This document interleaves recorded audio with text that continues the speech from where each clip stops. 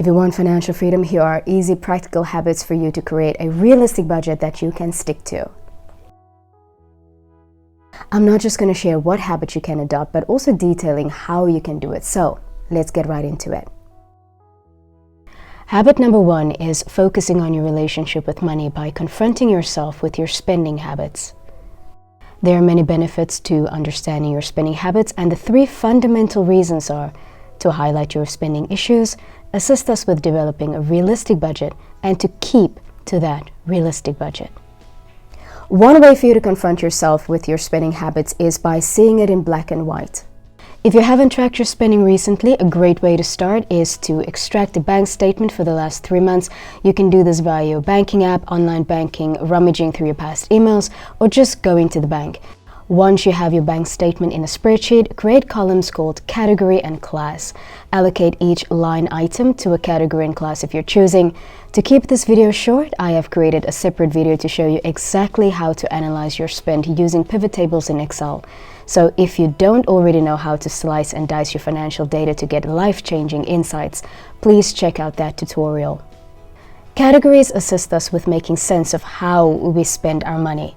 It also helps us to validate if we are spending our money appropriately according to our financial and life goals. Once you have analyzed your data, let the knowledge of your current spending habits influence the changes in your behavior necessary to reach your financial goals.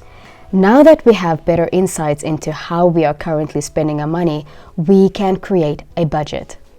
Not just any budget, but a realistic budget that helps you live below your means, still find joy in life without feeling you are being restricted, and grow your financial portfolio. If you are complaining about money and you don't have a budget, that may be part of your problem. And if you tried creating one before and it didn't work for you, you may want to consider the following. The version of us creating the budget and the version of us spending the money are 2 very different people. The budget version is who we would like to be, and that version doesn't always have the best grasp of reality, while the spending version is who we are. If the gap between the 2 is monumentally different, you are setting yourself up for failure, as you are essentially asking yourself to make a monumental change within a 1-month period, which is usually the period that we use for budgeting. For instance, if the spending version of yourself is currently spending $1,000 a month on dining out, and your budget version says from now on I will only spend $200 a month, you may be creating an issue. To ascertain what a realistic amount for dining out should be, we need to understand the contributing factors of why it is 1,000 rands a month in the first place. If it is because you are extremely busy and you don't have time to cook, and the next month is going to be no different, you could perhaps reduce your dining out budget to 900, and the difference between who you are and who you would like to be is simply choosing more affordable meals. If it is 1,000 rands because you forgot to defrost whatever is in your freezer and ordering in then just becomes a convenience, then 200 is not that much of a stretch, because the difference between who you are and who you would like to be is simply setting a reminder to take something out of the freezer in the morning. Setting a budget goes hand in hand with changed behavior, and change is not always easy. So budget according to how much you are willing to change and how quickly you would like your financial portfolio to grow. Habit number 3 is to stop treating yourself as an afterthought and start paying yourself first. When we create our budgets, we often do it from a consumer perspective. I, the consumer, want goods or services, and I will happily pay a supplier to have it. We are extraordinarily comfortable with making somebody else rich, but a little reluctant to make ourselves rich. If we want financial freedom, we need to become our own supplier. As in, we need to take a portion of our income and pay it to ourselves, as opposed to giving it all away and starting from scratch each month. Paying ourselves first comes in the form of money-generating assets such as savings and investments. The point of habit number 3 is to allocate money in your budget to yourself first, and then figure out a way to fund the rest of the suppliers that comes in the form of wants and needs.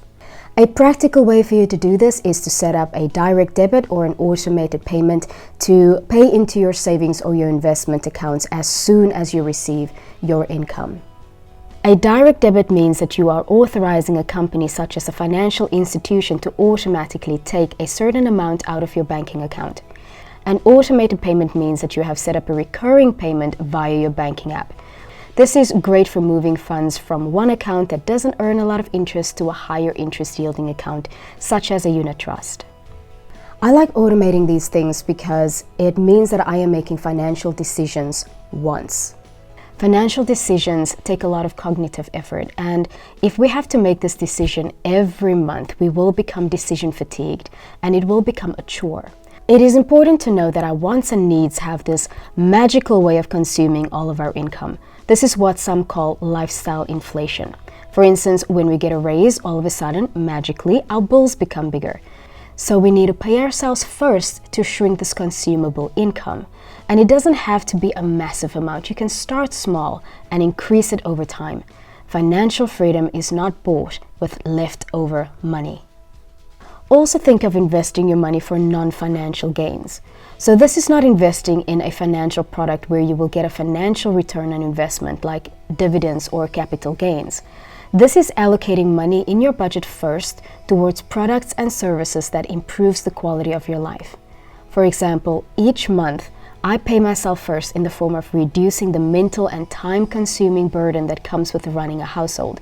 So I've hired a housekeeper. While this service objectively may appear as a luxury item, and we've been taught that when you create a budget you need to consider luxury items last, investing in this service bought me peace of mind and time to do the important things I usually couldn't get to. So when creating your budget, you need to think bigger than just financial goals, as your financial goals do not live in isolation. Think of what are the things in life that makes you truly happy and make allowances for that in your budget without jeopardizing your overall financial health. Now that we have our budget, we need to stick to it, and that is habit number 4. When trying to stick to your budget, you need to be clear about your true north, which is your financial and other life goals. There are many temptations to blow your budget. It may, for instance, come in the form of friends and family who have expensive taste. It may even come in the form of your own taste and lifestyle. Don't go broke because of appearances or fear of missing out. Before we buy things to project a certain lifestyle, we need to buy assets. It should be your financial portfolio and not your lifestyle that reflects your income. Another temptation is impulse buying. There are many ways that marketers influence our urge to impulse buy. When I first got into the retail industry as a consultant, I was shooketh at the amount of research, development, and psychology that goes into getting the average consumer to spend more money. Merely experiencing the possibility of a lifestyle is enough to divorce that customer from their hard-earned cash. A sure way for you to fight the urge of grabbing something off a shelf is to have a shopping list, buying only the things that are on that list and going home immediately after. I also prefer shopping on my own because I tend to spend more money when I have company. Something else I like to do, if all else fail, is to add the item to my cart and closing the app. I hardly ever go through with the actual purchase because psychology teaches us that more often than not it is the anticipation of owning the item and not actually having the item that gives us that rush of excitement and happiness. Apart from saying no to temptation, another way to stick to your budget is to track what you have spent daily. You can do this old school like I am with my trusty old Excel that I've been using and modifying for the last 15 years, or you can make it more convenient with an app on your phone. Every few days when I am inspired to do so, I check out my spend via my banking app and make a bulk update to my tracker. I just make sure that I do this before I need to make a new purchase because I need to check how much I am still allowed to spend per category. Being over budget invites even more spend if you are not careful.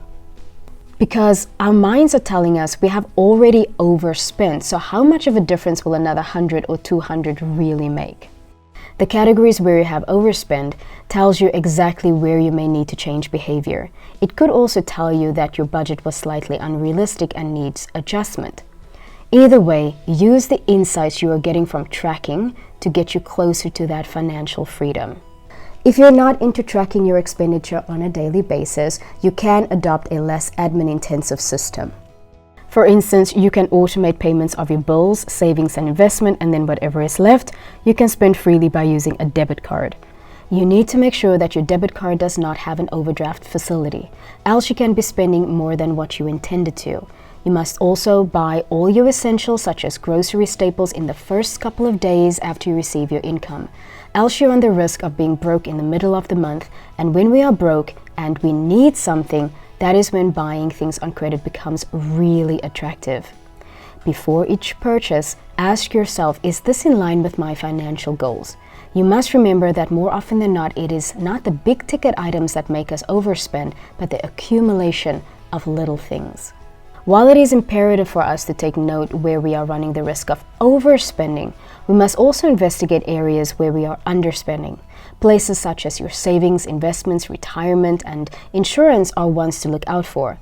I like to take this a step further and also like to track my net worth, not as a measure of success, but as a metric I can use to give some level of indication into my financial health. If you are organized and you have transparency on all your assets, such as investments, savings, cash in hands, and your liabilities, such as your home loan and your car loan, you can do a trend analysis on occasion to see if you're moving in the right direction. One thing to remember in the habit of sticking to your budget is that a budget is not a target. It is the upper limit of spending. Except perhaps for investments, there you may want to go all out, as it is your best defense against inflation and one of the most tried and tested strategies for growing your financial portfolio. Now, whenever I underspend in a category, I take that savings and make an additional payment on any investment or debt that I have. The road to financial freedom is not an event. It is a journey that starts with you being intentional about your finances and requires you to really think about how you are spending your money. And that's it for me today. If you have comments or questions, just pop them into the comment section. Like this, share this, subscribe to this. This is Dr. J signing off.